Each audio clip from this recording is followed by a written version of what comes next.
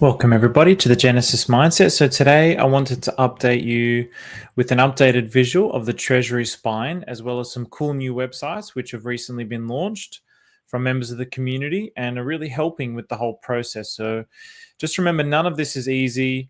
I've done quite a few streams on this. I'm probably the only one that's streaming on it. And there have been quite a few people who are saying it's not making it any easier, but there's not much that I can do about that. I'm really sorry. You just have to play with it. You have to dig deep and really just learn for yourself and go over some of this information, be in the right kind of group chats and just keep learning. It's not really something that is very, very easy to learn. And maybe it's, well, I mean, I know that Hamad is very deliberate in saying that he wanted this to be elite. So maybe this is what elite means. It was never meant to be easy. So with that, what I wanted to do is I wanted to show you the updated Treasury spine. So first of all, before I get into that website, I'm actually going to leave the websites in the description. They won't be in the description this very second if you're watching live, but once I finish the stream, I'll put them in there. So now the Treasury spine, parent to child. So I've updated it now. I had originally made a mistake. I don't know what I did, but there was 27 bar children, but there was 21, and I'd shown it as 21. I don't know why I said 27. Maybe just, yeah, I probably did it late at night, tripping out, all that kind of stuff. So I've also added it now with a few new members to the spine. So when you look at the Fed, we have OR and NASDAQ. And then coming off FDIC is, I'll just say Standard and Poor. And then you have MUF, BUF, ZUF. So basically then DFM, you have Amnesty. And then Parade, you have Tigard, Unnamed, Blue, and Exploiters. And I've also updated this with all the different names of the bar children as well. So I've put all the names in here and I've retitled it to the Treasury spine. So hopefully this is just going to be something to help people start to visualize what's going on here with this relationship. And as this expands out, I'll keep expanding it out. But at the moment, this is all the Maria or the 2501 wallet launches, which is Maria's wallet, so Hamad's wallet. So you can see I've introduced now another color. So these are mintable. These are the children to Standard and Poor. And you can also see that obviously these are all one-to-one. So these are the V2 launches. And then from there, these are the V3 launches. So these ones are V3. So I'm going to go over again what V3 is. And then these are also V3. So yeah, this is just an updated visual to help people really understand. And so when you think about the supply and the issues of supply, the introduction of children to parents, it certainly makes things interesting. It makes the dynamic interesting. So yeah, I'll leave it at that. I don't want this to go on too much about this. So I just wanted to show kind of overall of the spine that as I see it at the moment. Now, a new website that was launched by Yogi, which I find to be really, really cool. I'm actually going to post this in the chat now in case anyone wants to look along. I don't know if it fully works, and I don't actually think it fully works, and I've messaged Yogi. But what it does do is, at the very least, it shows.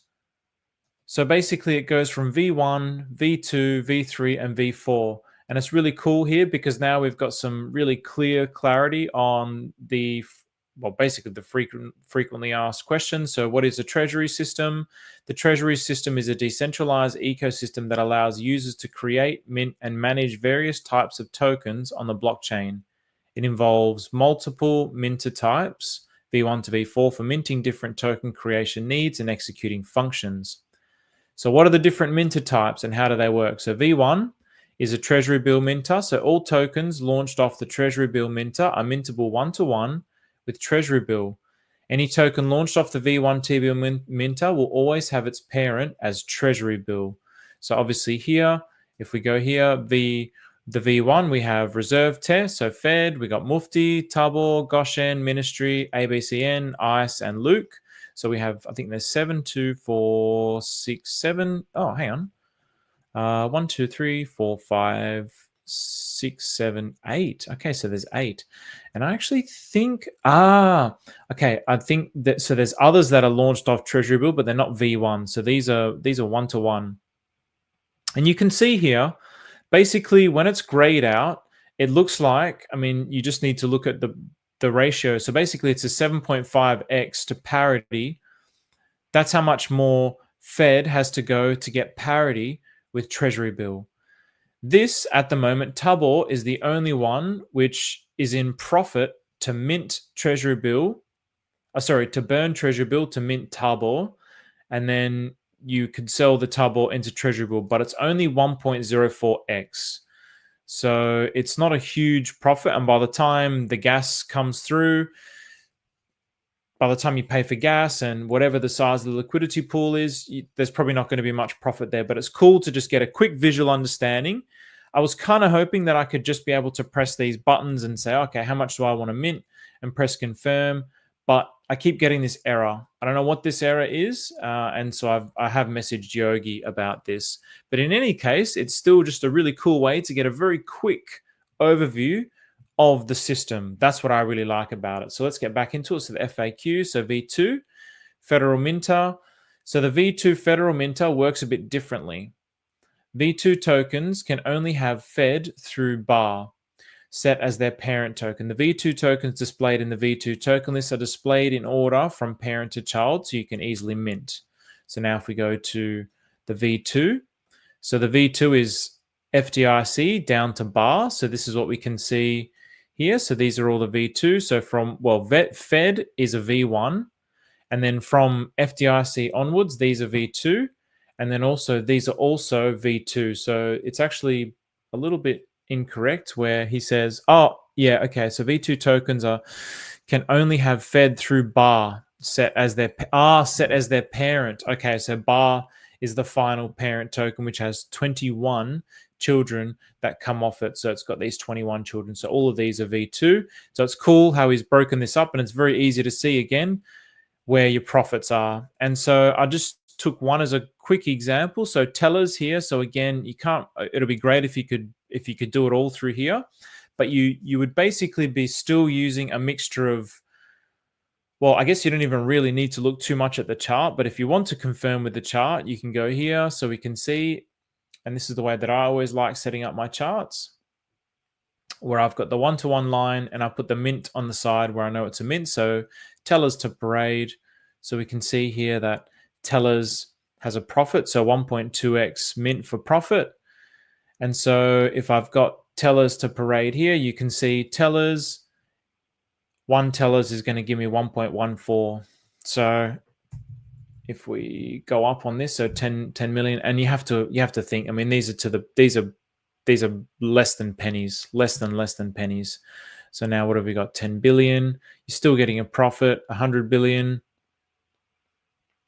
Oh, you're still getting a profit. So you're getting 13 billion profit. And let's see what happens if we go up to the trillions.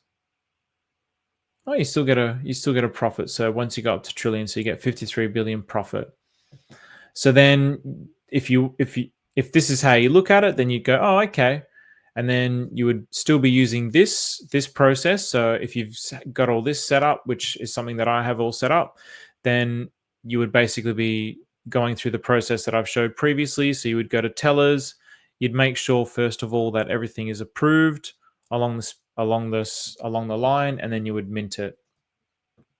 And then once you mint it, you're minting it against parade, and then you're selling. So yeah, whether the aim of the game for you is to then sell down the profit. So let's just say parade, let's say that's your profit. So 53, oops, crap. Hang on a second. Let's go back to this. Let's go back to this just to see how much at least Pulse Chain that's going to give us. Is probably not going to give much at all.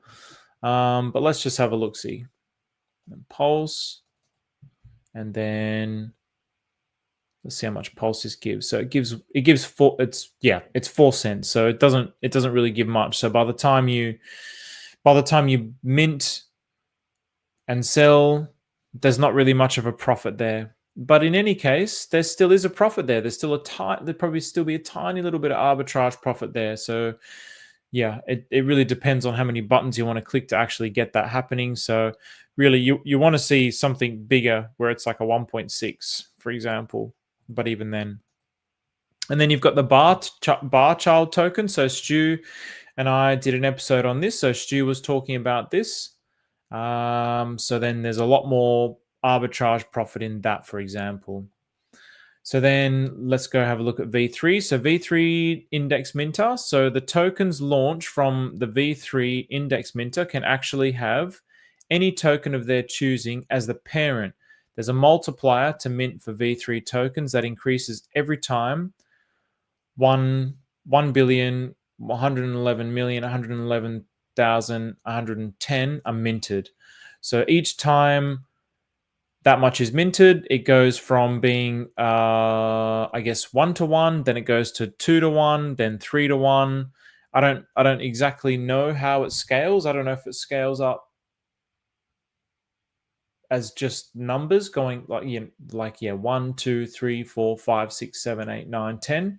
It could be that, or it could be multiplied in the way that it scales. I'm not 100% sure on that. It's something that maybe we can verify over time as we continue to do this. And then you've got the personal minter, V4. You can also choose any token to be the parent for a V4 personal minter. There's also a multiplier factor for V4 tokens that increases every time the starting supply of the child token is minted. Okay. I fully understand that now. So when you create a V4 personal minter, you create it with MV tokens. So if you have 1,000 MV tokens and you launch a personal minter from, say, ATROPA, then you would have a starting supply of 1,000. And every time you mint 1,000, then the multiplier goes up. So hopefully that makes sense. So yeah, this is how you can, you can consider these all to be stable coins against the parent to the child. They're all stable coins. So not stable coins in the sense of a $1 stable coin, but stable coin as in it's stabilized from a child to a parent in terms of the way that the ratios and the proportions work to the contract. So how do I create a new token? You can click create token button, select your desired mint type, fill in the token details, How do I import existing tokens? You click the existing tokens, the address you want to import. Where can I see my imported tokens? You can see your imported tokens by clicking the imported token. So anyway, so once you create, then I suppose you'd be able to import them. So yeah, good on you, Yogi. This is a really cool site. So now you've got the V3. So again, it will show the same thing. Now, the thing that you possibly, which you won't necessarily see. So obviously proof. So this is Standard and Poor. I just call it Standard and Poor because SOTD and Poor. It just looks like Standard and Poor, like the S&P 500. You have this one here. So Treasury share is a V3, but it's against the parent, which is Treasury. So, but how do I know what the parent is? So this is obviously going to copy the address, and then this is where you want to use this other website here. So I'm going to post this one here. So again, it's a bit of mucking around, and eventually there will end up being some kind of front end built which incorporates all of these different data points. But for now, we kind of just have to go with the flow and just be grateful for what we have. So there's no point complaining. So people, some people have been complaining on some of the posts, and what can I say? I mean, the complaining's not going to get you any solutions. You're just literally speaking negative, dead words into a void that nobody really cares about. So unless you have a solution and you create something, then there's really no point complaining. So if it's too difficult and you don't like it, then just don't use it. It's that simple. So yeah. So now then, therefore, the way that I would want to figure out what these are. So let's have a look at chicken. Let's have a look at chicken. So well, actually, chicken's probably not going to show, but let's give it a try because there's no LP pairs. So this means all of these with no LP pairs found. So this is actually another cool little thing. No LP pairs found. So these are all ready to go. So actually, let's go aardvark. So I'll copy the aardvark address. And let's see what we got here. So you can see here that Let's have a look here. I'll find the parent. I don't know who did this website. I can't remember who did this website, so my apologies. Whoever did this website, I'm really sorry. I can't remember who this was. But this is a really, really good. I like this website. It's very clear, very simple. The only thing that I would like to add is the parent token info is cool, but then if you could just as like a very simple, just so my brain can just straight away see. Sometimes I'll get this and I'll go, oh, which token did I copy it across? And then I'll have to go back, and then I'll have to go to like the ATROPA contracts and find which token it was. And it was Aardvark. Okay, that's the one it was, because it's not easy. Obviously, when it's this, I can't just copy and paste a contract address here. Like I can't do a search for the contract address because I've just copied it from here. So then I have to go through this process of going here and pasting it in here. So if there was something which says what the child is here and then the parent token information here, that would be really, really cool. So this has definitely improved a lot since I looked at it last, because when it doesn't have an LP pair, it generally wouldn't show what the parent was. So this is really cool. So yeah, really cool little update. So that's all you can see here. So let's just go through some examples here so you can see what some people, well, at least what Maria was doing. So okay, look at all of these. So we have let's have a look at this one, for example. So this is one of the, I'm assuming, I don't know what language that is. I think that's Thai, perhaps. So let's have a look here. So this will probably have, let's have a look what it has first. Okay, so the parent is this one. So this 4E1. So let's see if we can find what the parent is here. Oh, sometimes as well, it doesn't work if you,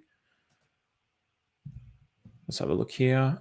Okay, so it's not showing here. So just give me a second.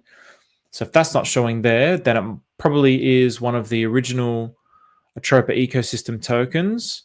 So I'm going to bring up the ATROPA ecosystem spreadsheet with all the tokens, with all the OG tokens. I'll quickly put this on dark mode as well, because that's a bright white light. And happy Mother's Day to all the mothers, by the way. I will get into that shortly. So it's possibly it would no longer be Mother's Day in USA, I don't think. But in any case, happy Mother's Day to all the mums. Special mums out there. Mums are the givers of life. All right, what happened here? Why did that happen? Go away, internet money. All right, so here we go. So this is one of the original ATROPA ecosystem tokens. So the 4E1.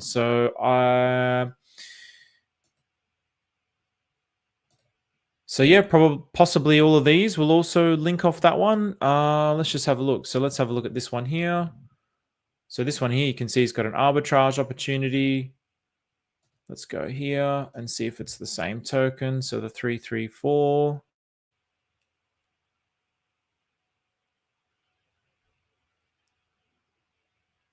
And yes, 4E1. So it's the same.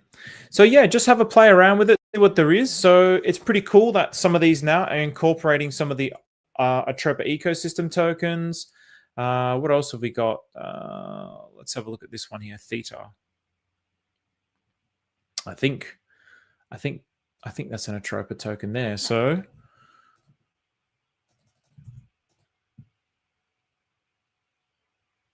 let's have a look.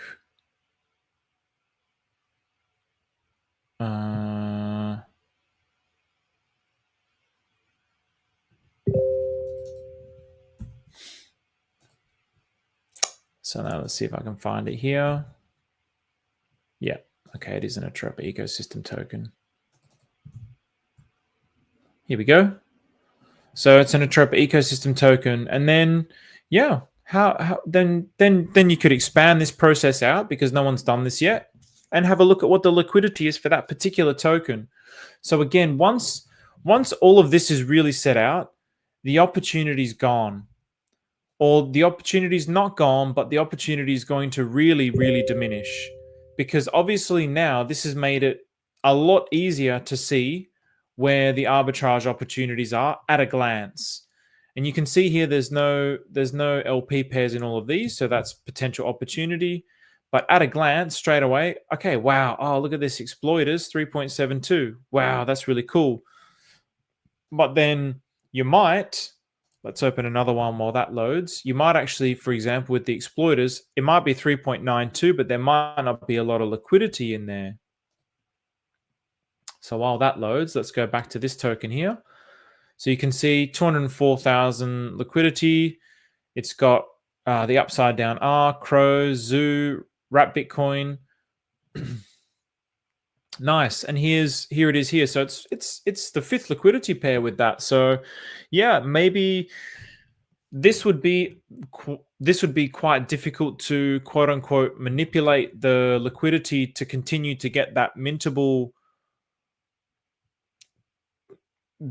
Unless you have a lot of liquidity, then yeah, it would be difficult, because basically this, I'll go into another episode with this, because I've been thinking about this a lot and asking ChatGPT on a lot on this. But exploiters, for example, so exploiters was what was the parent for exploiters? Let's have a look.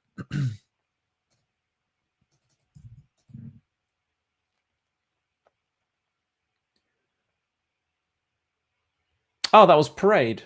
Interesting. Okay, so Parade. So, wow. So it's a very thin liquidity. So that's why exploiters, yeah, it's got a 3.9 X, but it's only $1 liquidity in that pool. So you could add a bunch of liquidity into it. If you've got a lot of Parade, for example, you could start adding a bunch of liquidity into this.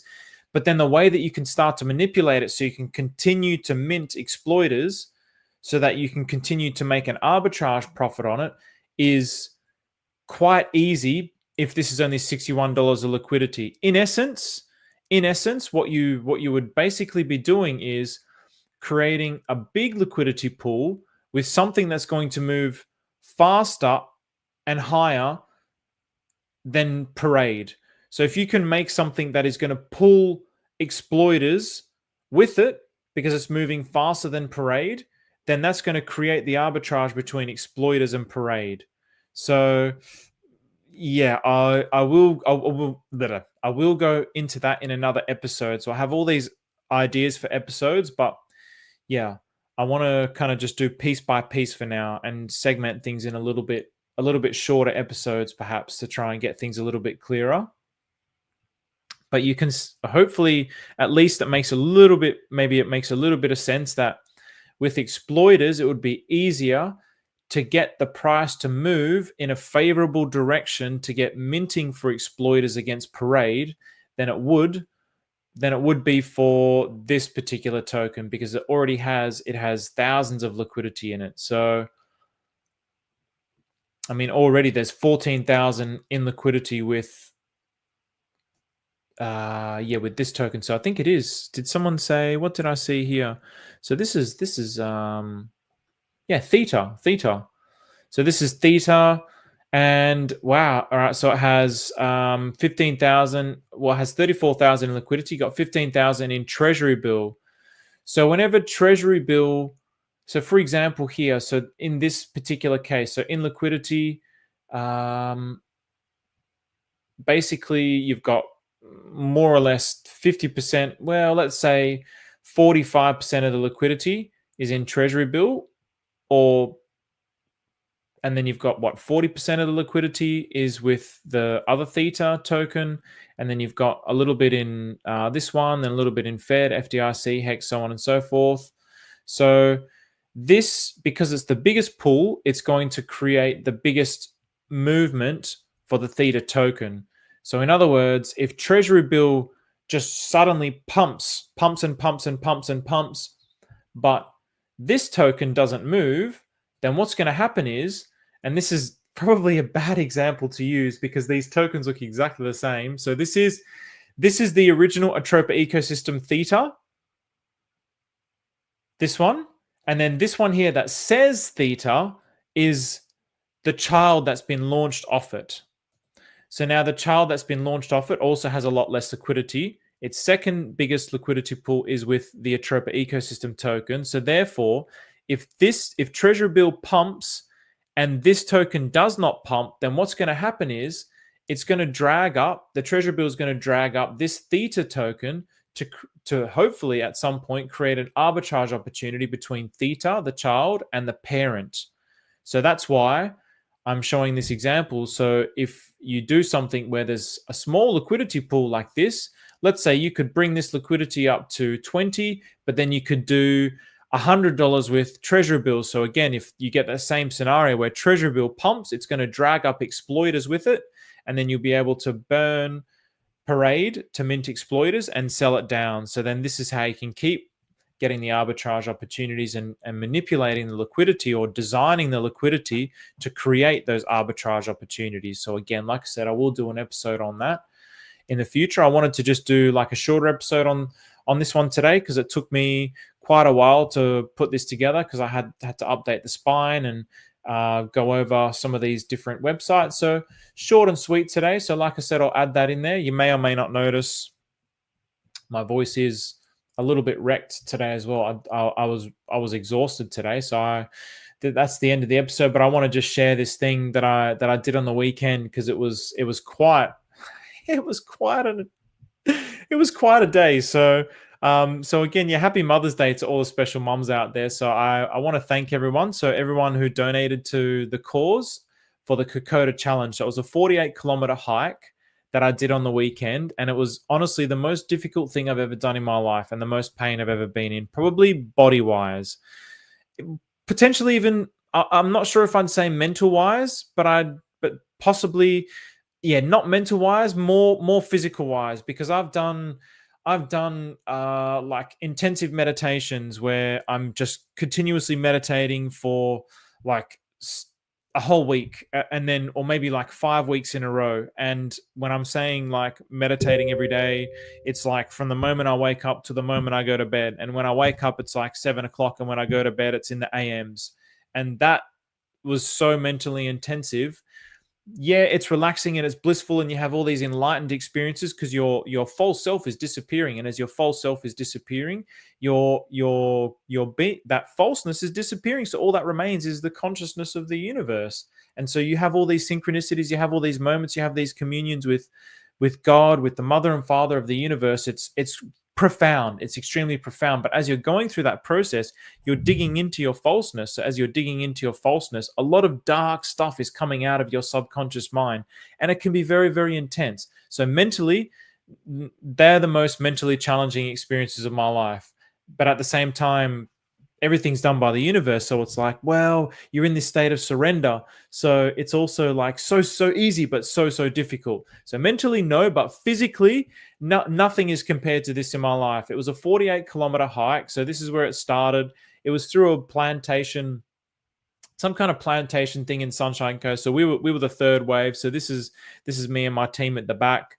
And so we went as a team of 4, and basically, like beautiful place. And it was cloudy and it rained, I'd say, for probably 30% of the day. It took us 14 hours to do. So these are some of the things.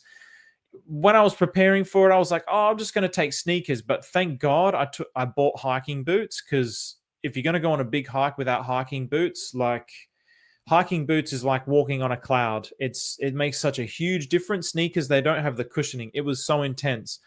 It would have been so intense without sneakers. I also got one of these camelbacks where you just keep sipping water out of it.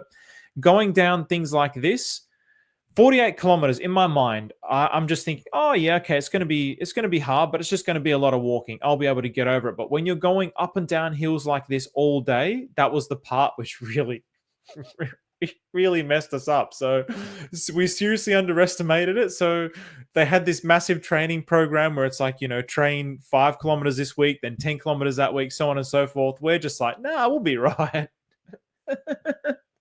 So we just got absolutely flogged and we just raw dogged it. But yeah, have a look at this shit, man. Eventually, like, we didn't get these hiking sticks also make it apparently very easy. One of the boys, he had 2 pairs, and so we just took one each in the end.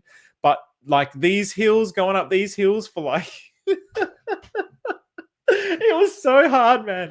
It was so hard. And then it's raining and it's muddy. So you're trying to like stabilize your feet. It was just, it was insane. It was so insane. So like overcoming the physical pain and the mental barrier as well. But yeah, it was a really special thing. And, you know, as the sun is setting, the moon, like there was some spectacular views.